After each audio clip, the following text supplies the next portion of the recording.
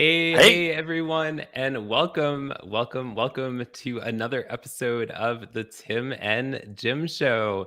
I'm Tim Sohn with Sohn Social Media Solutions, hanging out here with the bears and the turkeys and the occasional human being, and I'm so excited for today's show.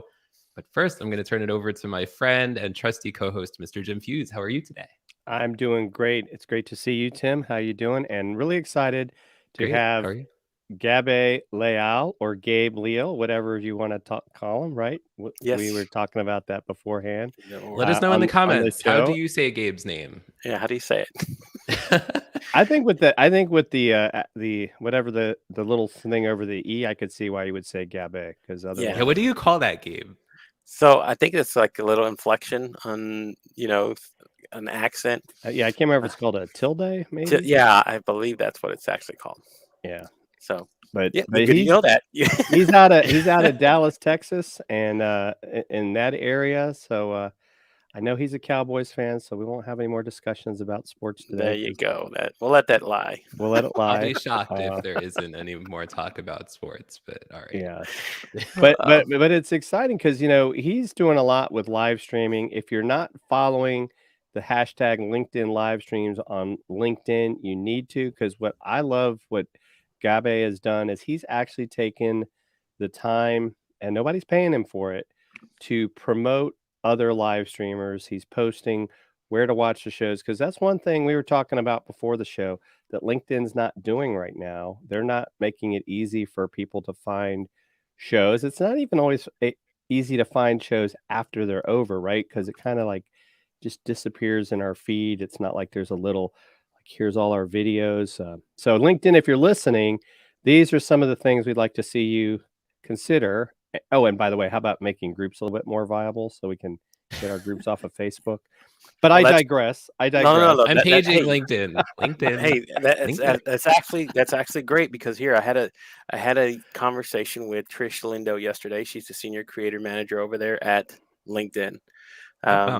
So I would love to have feedback from streamers. This is what I'm trying to do, because they're going to start having focus groups and stuff like this to kind of get this sort of thing from us as creators.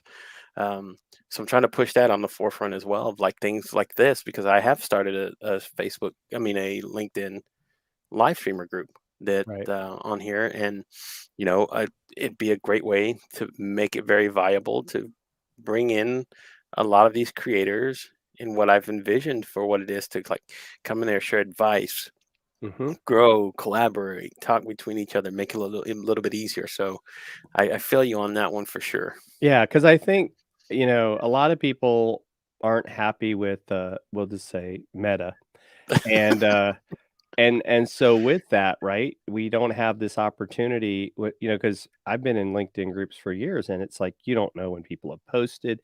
It's just not a user-friendly experience. But it kind of lends to our topic today, and our topic being, um, failing forward as an entrepreneur. So maybe Microsoft, LinkedIn, you're failing forward at the moment. Yes, I said it, right? I said it on all the tubes. So it should be an interesting conversation. And our live stream should just go down at any moment. Right? Shots fired. Shots fired. Wow. But Gabe, why don't you tell us a little bit more about yourself before we dive into the conversation? A bit about yourself and what you do. Yes. So thanks so much for being here today. Hey, that's okay. So I am a live stream creator, LinkedIn live stream creator and expert is what I call myself. I'm also a curator of live streams. I have been doing this now for the last couple of months.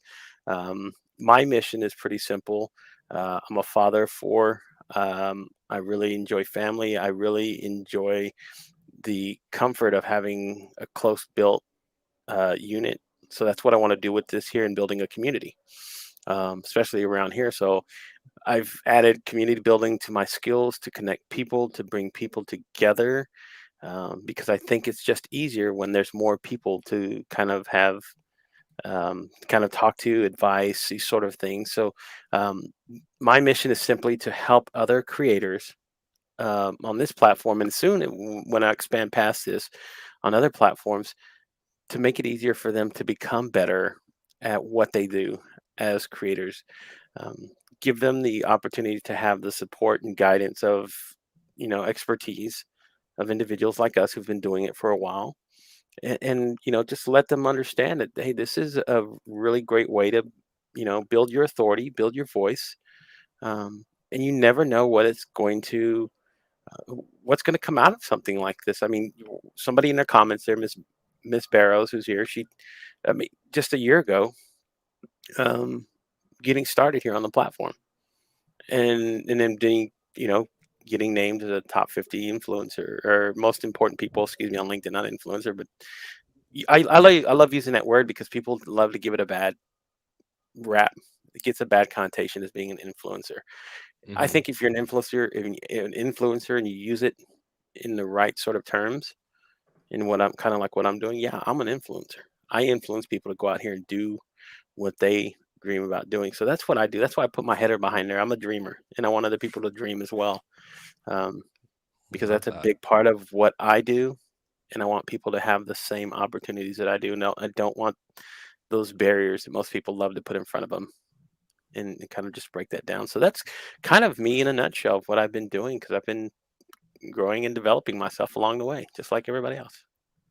Yeah, that's amazing, Gabe. It's been amazing to see you develop over however long I've been seeing you on LinkedIn, your LinkedIn live shows. And speaking of creators, we have so many creators who are joining us in the comments. We have Chris Stone tuning in, who created our amazing intro video and who does Dealcasters Live with Jim. So thanks for being here, Chris Stone.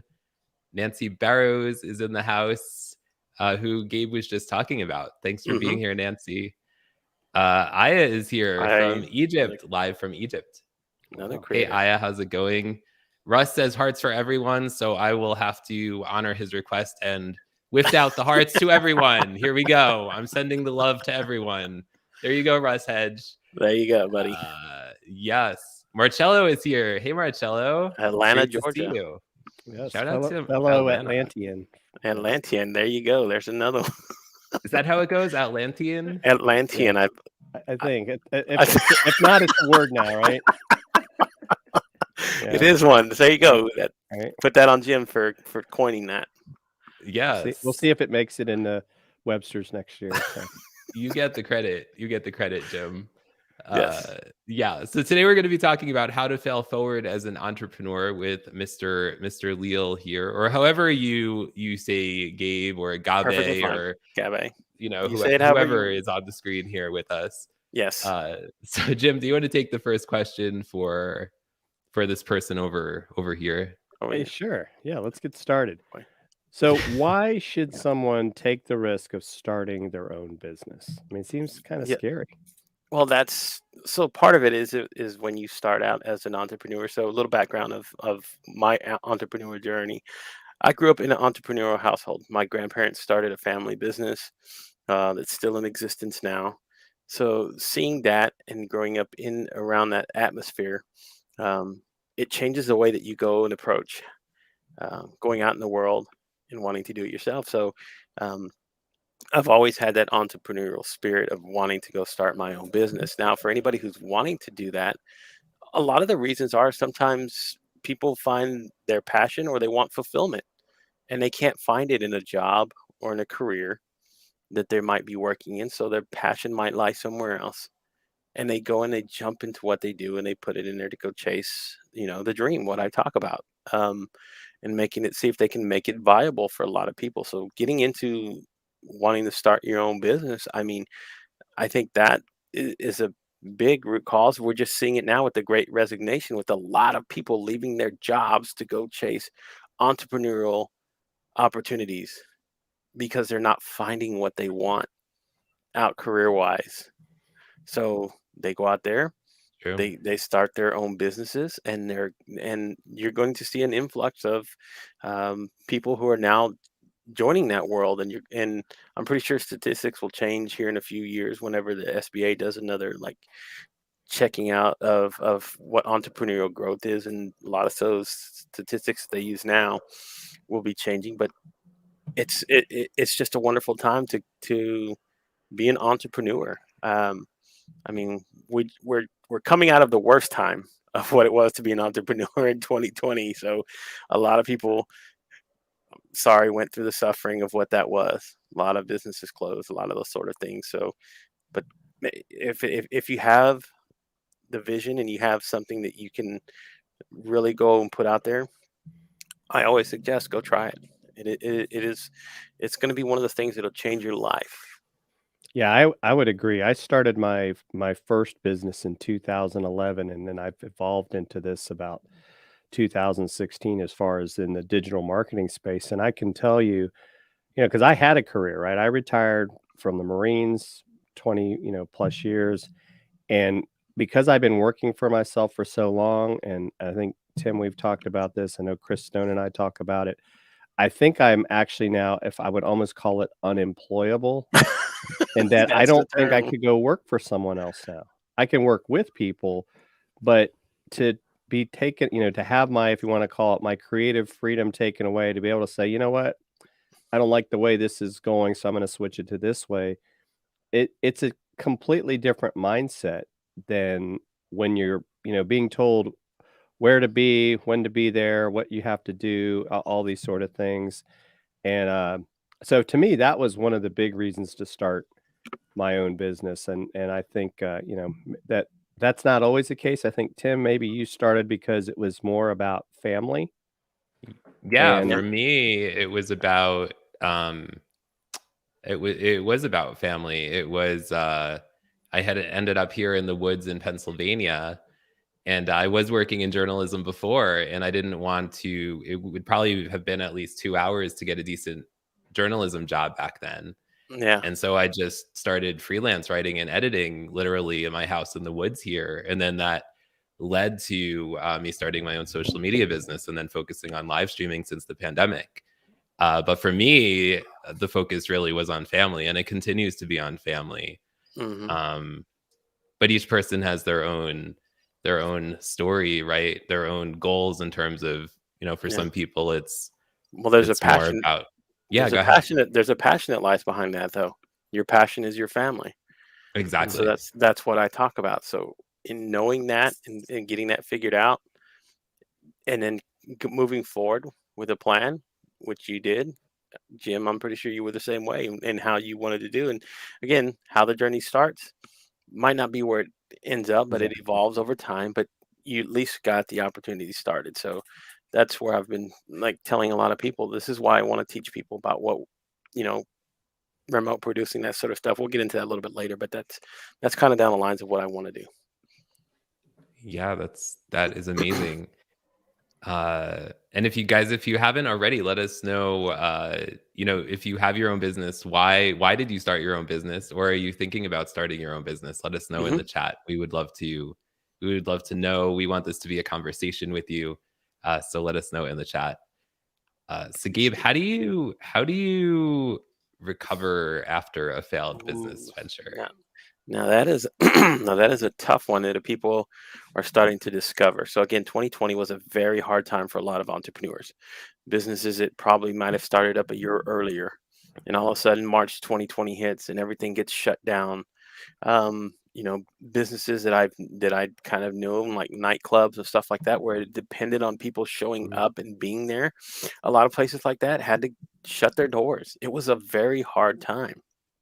And for a lot of people who had been in business for yeah, even at times 5, 10 years established, it was very hard to work past that time because it was one of those um, it's one of those rare sort of times in periods in our history that everything kind of had to change and people had to evolve. And if you didn't, you know, you got left behind, and that means everything, even for business and entrepreneurs. So that was a big one, and people had to discover, you know, shutting their doors and what that's like. That is very rough. Especially like what I'm talking about. You've chased your passion, you've put your time and effort in building a vision, and you've actually had something that was there.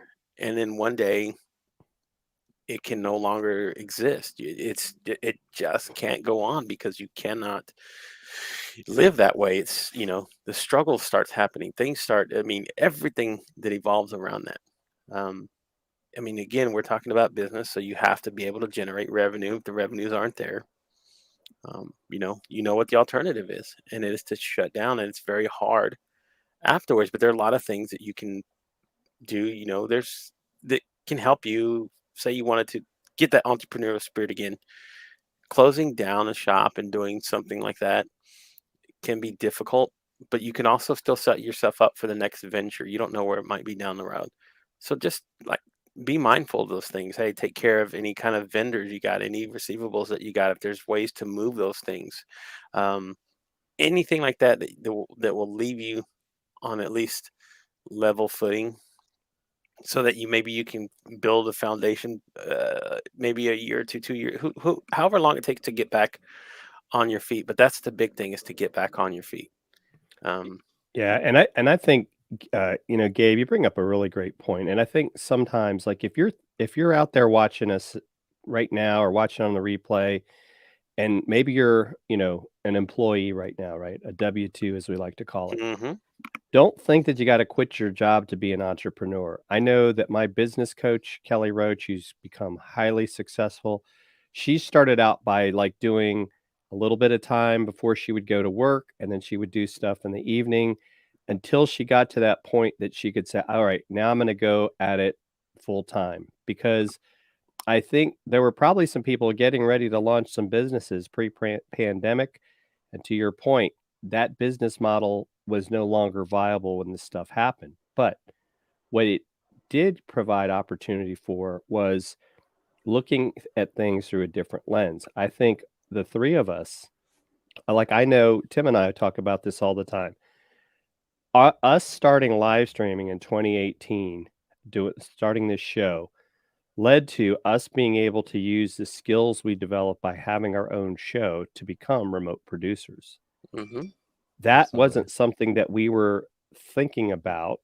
It just kinda happened, and so but then once we started doing it, just like I think you're gonna share later, Gabe, mhm. it led to other things that you see that people need that you can now provide as a business, and so I think you have to always keep, I mean, and I know some people, it's not in their mindset. Me personally, I think you're similar. I keep an open mind. I'm always looking at how things change and realizing things are going to change. I mean, the Pony Express riders, right? At some point, their job was no longer viable, right? Yeah. Kodak, people that developed film, that went away. Blockbuster, it went away. So we Right? have examples all the time of how things change and evolve, and I always find it interesting as we get older, we have this resistance to change. Mm-hmm. And the unfortunate thing is change is gonna happen whether you like it or not. How it affects you is gonna be all, I think, in your mindset. Yeah. Hopefully 2020 was a big game changer for a lot of folks to be open minded to that. Um, because there was a lot of, again, there was a lot of change that came to your doorstep without even you wanting it. It was there. The way you had to shop, the way you had to educate, the way you had to do everything changed. So you had to have an open mind on how to kind of change the way that you work. And hopefully now as things start to get a little bit more normalized, just like businesses are having to understand how to adapt to the ability of remote work now. That's a Mhm. big one. You just have to your point, yes, you got to be able to evolve, or you get left behind. You'll discover that when Yeah. everything's gone that quick. That's true. That's true. I want to head over to the comments. And for those of you who are tuning in, we're here on the Tim and Jim Show with Gabe Leal, and we're talking all about how to fail forward as an entrepreneur. I want to bring up some of the comments quick here. Chris Stone says, I started my business here in Atlanta because I didn't want to move my family to New York. Being the best father and husband was more important to me than any job. Love that. That's amazing, Chris. Love that, Chris. Aya says, I'm currently unemployed. Being a certified professional coach serves my life purpose and mission way more. Preparing for my own business that's beneficial to the world. Stay tuned. Stay Definitely tuned. connect with Aya. I put her LinkedIn Yes. link. Definitely connect with her. She's one of the most positive people, and she shows up. I was having I put up this LinkedIn post one day saying how I was feeling disconnected, and she reached out to me in the direct messages, and she got on a Zoom call with me, and it just brightened my day, and it just made my day. So definitely connect with her. She is just a amazing human being Yes. for sure. Yes. She is. Um, She's incredible. Rush Johns, thank you for being here. He says, been on my own for 12 years. That's Biggie, man. amazing. That's a big Very one, man. amazing.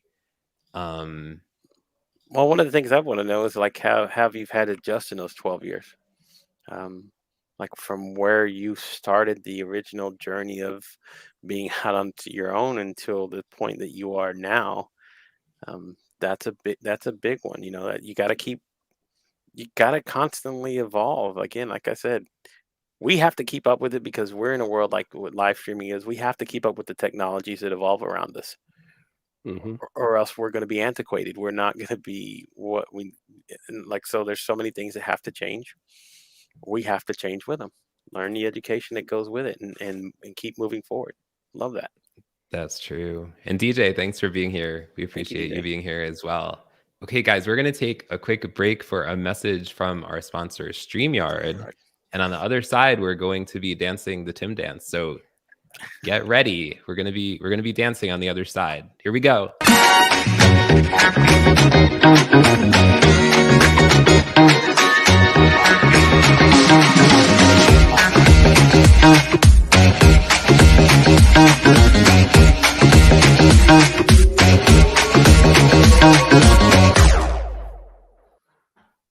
And we are back. We are dancing. We are having fun here on the Tim and Jim Show with Gabe Leal. So, Gabe, what was the Yes. process of healing mentally after 2 Ooh, failed business attempts? businesses. Tell us, Gabe. Wow. So Tell yes. us. So I've been, like I said, I've tried as an entrepreneur for two separate attempts. I started my own detailing business when I was younger. Mm. Um, and you do get some traction and success, but if you're not fully aware of how to structure a business or do those sort of things, bad things can happen. That's what happened with me. Um, and that was a rough. That was kind of the first blow to my ego. Like, man, you set out to you have a mission, you have something in place, right? You think I got it all together, and then boom, you're starting to realize that you know, you're not getting the clients, you're not getting this. There's the competition. You're not structuring how you're pricing. All the things that you don't know when you first start out as a business owner. So that was my first attempt, and it failed, and it really set me back because I didn't think I would. You know, people tell you don't have that attitude, be positive, and then boom, you're no longer there. It's like that. So it does mentally mess with your mind, where again you're feeling like um, nobody wants to deal with failure, looking at it face, because then you're part of that. You're a big part of it.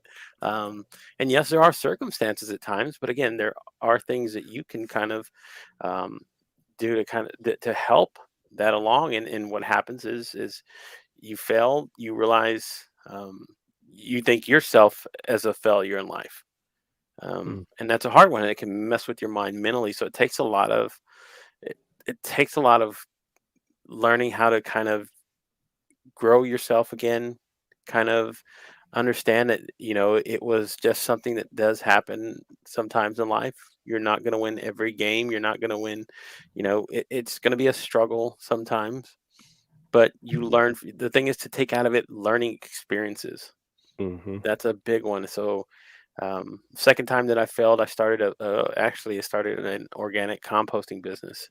um, Mm. Really had really good traction with that one. Actually, we did very well for about a year. um, and then a lot of circumstances changed. um, and again, before I knew it, within by the end of this year or two, we were out of business. Wow.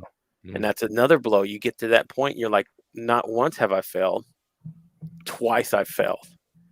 What is wrong with me? You start getting a lot of those things about, mentally it's maybe something, you know you're just not meant to do this, right? You start getting all these hurdles you start putting up inside of yourself. And um you have to get to that point where you have to work just like anything else.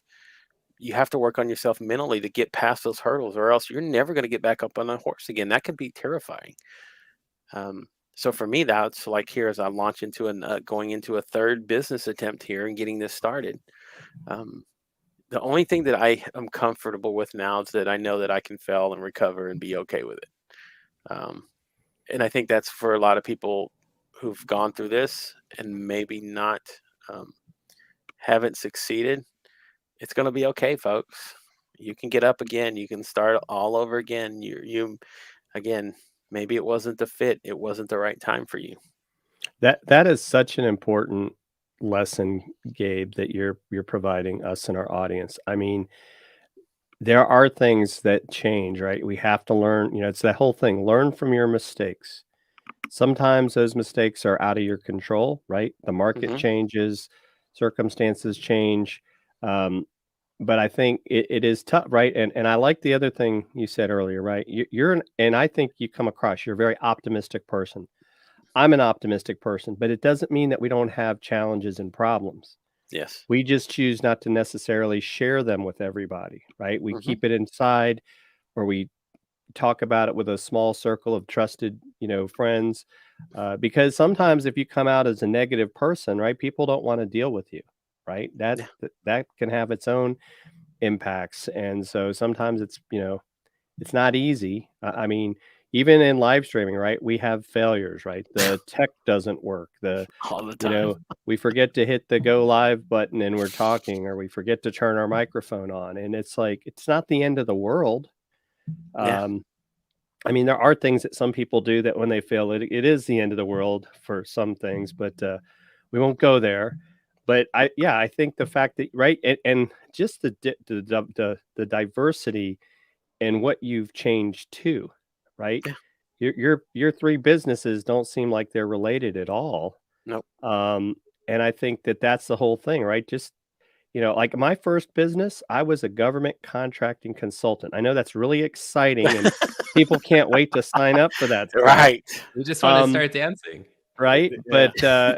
But the reason I got out of it is because I wasn't passionate about it, right? Right. I could make money in it, but it's like you've got to enjoy what you're doing. And I get it. Sometimes people are like, oh, I'm gonna keep doing something I'm not happy about because I'm making money. And that's a tough one for me. And I feel blessed that I've been able to move into something that I think I love what I'm doing so much.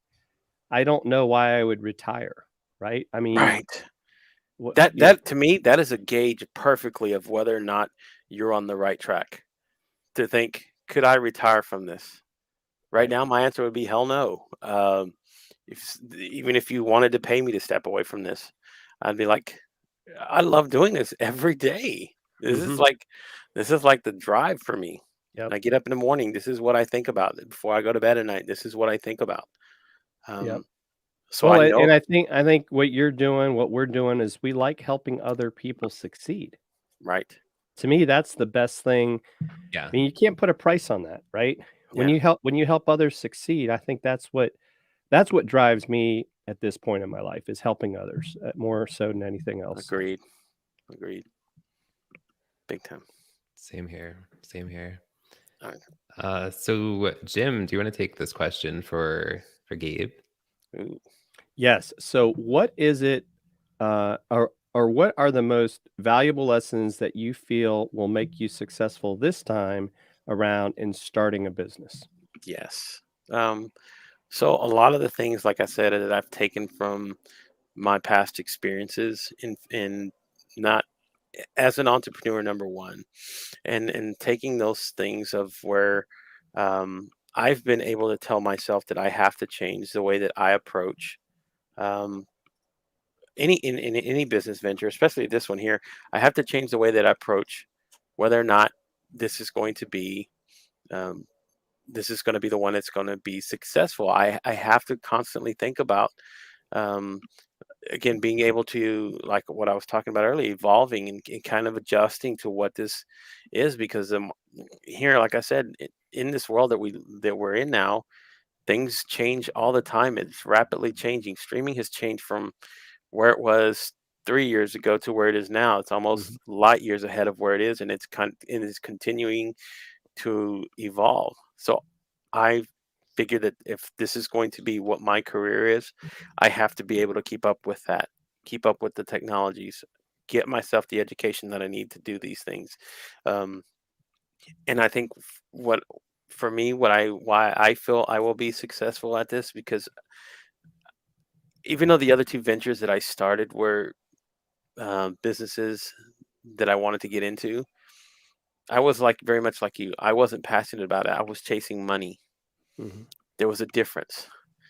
I was after like saying, "Oh, I'm starting a business so I can bring cash in, so I can bring, a way to kind of sustain myself."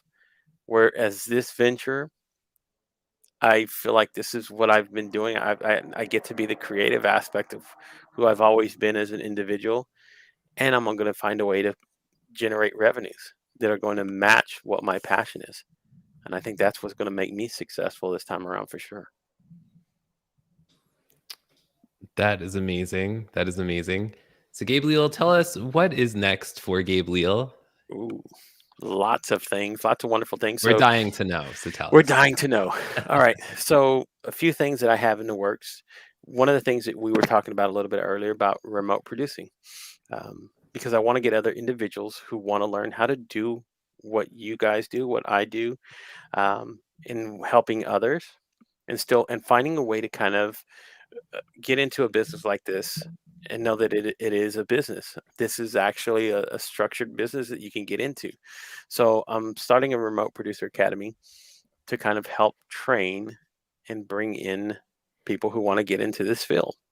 Um, because again, it's an emerging field. This is again how much it's evolved in such a short time. 2 years ago, this wasn't a thing. The pandemic kind of evolved this very quickly, in having a need. People started seeing that there's a need for individuals, much like ourselves, to help build out, produce, create shows, do all these things that they wanted to do because they saw the value in what we're talking about: live streaming content. Content is becoming valuable if people don't know. So, how do you create it if you don't know how? Well, you hire a professional to help you do it. So, that's what I'm doing as far as like getting that rolling, to get a lot of these individuals certified to meet certain criteria that what you would need the exact skill set to become a remote producer on your own and go start finding clients and work and start servicing people. So that's one of the things I got working. I'm also working on a book, which funnily is going to talk about live streaming, not just live streaming. It's going to be part instructional in helping people how to get into live streaming, and also kind of coincide with my own personal journey of how I've started and what it's done for me, how it's changed my trajectory in my life. So that's another project that's going forward into 2022. And then I want to start launching a LinkedIn live streaming bootcamp. Get a lot of the creators there that are on LinkedIn, because there's a lot of other platforms that do this. I'm sticking with the platform that I love because I think there's a lot of value in what happens there. And like I said, just having conversations with people that are within LinkedIn, this is what they want. They want organic content creators who come here, stay here. They're investing money in content. I mean, again, they spent $25 million investing into their own creator program.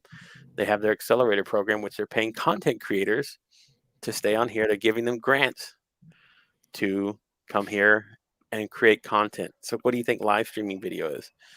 It's a multifaceted way to create content. So what do? We help teach these individuals. We get these people out there. There's ways about doing this. So this is what this platform is. And I'm concentrating this here for I want to say the next year. And then I'll set my sights on jumping into other social media platforms, because I've always had the skill set to go do that. That is amazing. That's amazing, Gabe Leal. So tell people, how can they connect with you? Ooh, good. You can always connect with me on LinkedIn. I'm there most of the time. I do scope other social media platforms, but it's simply to find individuals. I go searching for souls on other places that I think would fit perfectly well here. So I'm trying to reverse engineer the process. I'm bringing creators from other platforms here. So I'm like, right now I'm working a lot of YouTube creators, because I think a lot of them have the skill set to market and create content. YouTube's not that great. Well, it's not as good as a platform for live streaming.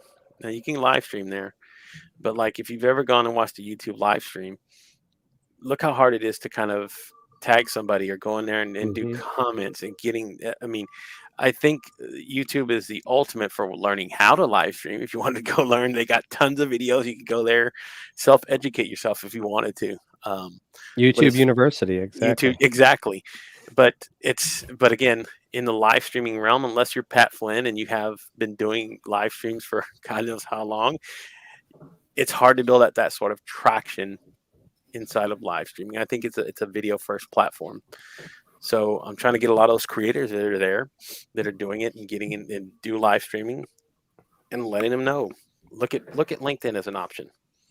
That's a really interesting point you bring up, Gabe. I mean, the fact that, and I've thought about that too, right?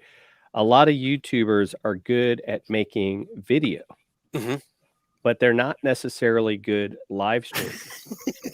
Yes. And I know that might sound strange to some of the folks listening right now, but when you're live, you actually have to think about everything that's going on. There's no do-over button. You know, so everything you say is there. You have to think about, you know, it's not like when we hit the go live button, right? And I think I think, Tim, we learned this early enough on. Yeah. You can't wait for people to show up.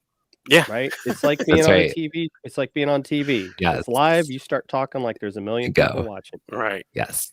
And that's one of those, you know, big mistakes I see beginning live streamers make, is they're waiting for people to show up. And the problem is, if I'm watching the replay, which is where you get a lot of your views, they're like, is this person ever going to start talking? And then they never come back. You know, because they like, I'm not going to sit here for 5 minutes. So, but I think that's a really interesting point, right? That with the YouTubers, and I don't know. I think we get sometimes sucked into this. Oh, I gotta. It's almost a vanity thing. Like, oh, how many subscribers can I get on this platform? And that equates to success, and it doesn't. No, it doesn't. I mean, they can, believe me, they have hundreds of thousands of viewers on a YouTube platform, and then they try to transition here to something like LinkedIn. and they gain no traction. I mean, and these guys aesthetically look beautiful on camera. Yep. I mean, their Yeah. cameras are crisp. They have the great audio. So guys like I'm seeing now, like Sean Doc Boyd, who's over there in the Ecamm Yeah. community. Mhm. One of the ones that I've seen that's only one of the few who can transition so well, Stephanie Liu. I know you guys are Mhm. connected and know who she is, but she's been doing this for Absolutely. a very long time. I tell people to look what she does and how she creates. But there's great content over there again on YouTube for live streaming. It just doesn't, sometimes it doesn't get the same traction unless, like I said, unless you're like Pat Flynn or like Loria Pachuchia and David Foster, what they do with live streaming pros over there. I see a lot of live stream creators over there and I go, man, you could use something like this over here on this platform. So yeah, I'm reaching out to a lot of them and kind of hopefully maybe bringing a few of them here because they're having frustrations with like stuff like with Facebook. They're having Mhm. Facebook's having issues. Like if you've ever used Ecamm, they're like pulling up comments now. It's becoming a difficulty for them. Well, Getting this. and you know something too, Gabe, that a lot of people don't think about, right? I know you do.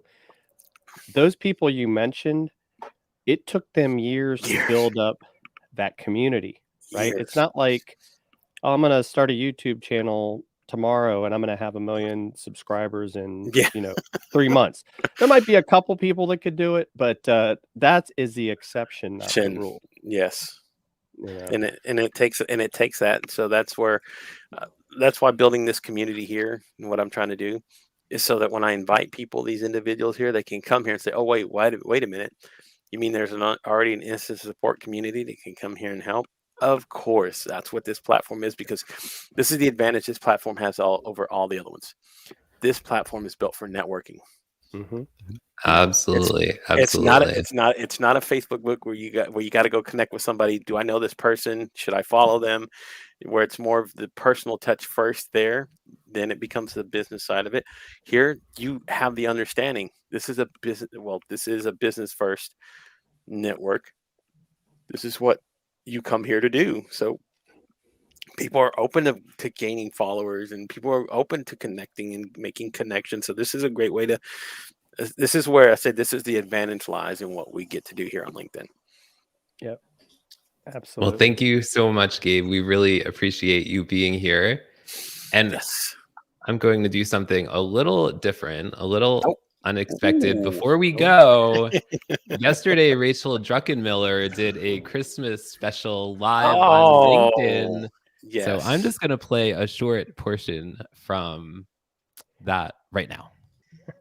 Silent night, holy night, all is calm, all is bright, round yon virgin mother and child, holy infant, so tender and mild.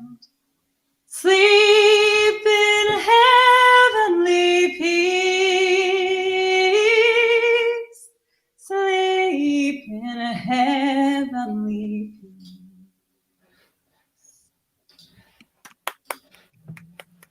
Oh, wow.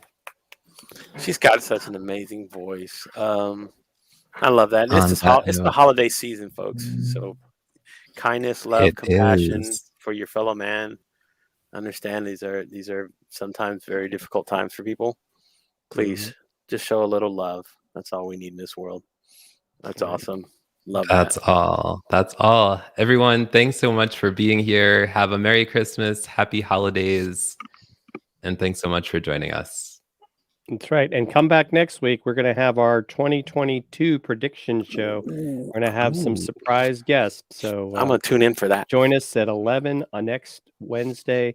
Have a safe weekend, everyone. If you're traveling to see friends and family, take a little extra time. Don't be in a rush. Everybody will get there safe. So have a good one, everyone. Merry Christmas. Bye, everyone.